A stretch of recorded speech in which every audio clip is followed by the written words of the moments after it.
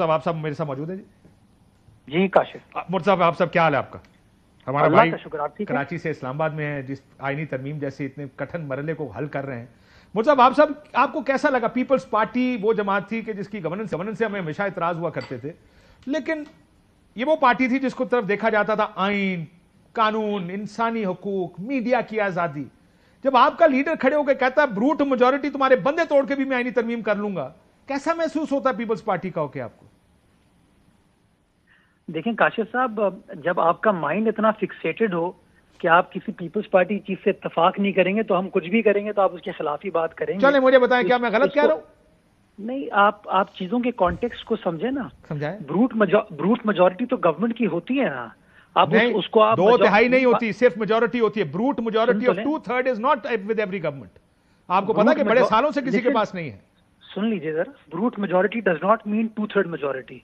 Brute majority means majority, और majority को assert कैसे करेंगे, ब्रूट उसका मतलब ये है।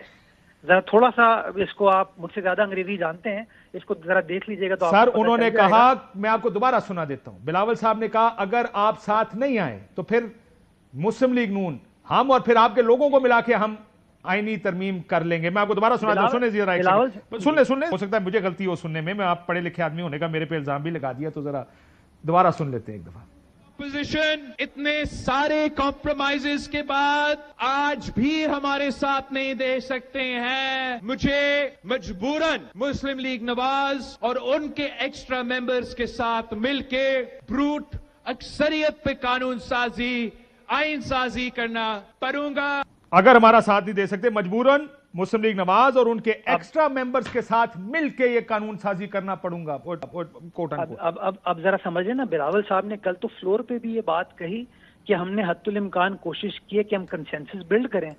वो तो चाह रहे थे कंसेंसस बिल्ड करें, जब कंसेंसस नहीं होगा तो आप 2/3 करके कर लेंगे, जिसके लिए उन्होंने मौलाना साहब को राजी किया। आपने पिछले बंदे भी तोड़े। कोई देखें, अब काशिफ साहब आप जिस मफरूजे पर चले जाएं, जो सर क्या ये अख्तर मेंगल झूठ बोल रहा है जब वो कहता है जमहूरियत और 1973 के आइन का जनाजा धूम से निकले? पीपल्स पार्टी, उन्हें कहा जबर के जरिए आपने तरमीम मंजूर की है। ये शरीफ और भुट्टो इस आफत को पास करने पर, खुद को जमहूरियत पसंद कहलाने पर इतने फख्र करते हैं। ये झूठ बोल रहे हैं वो।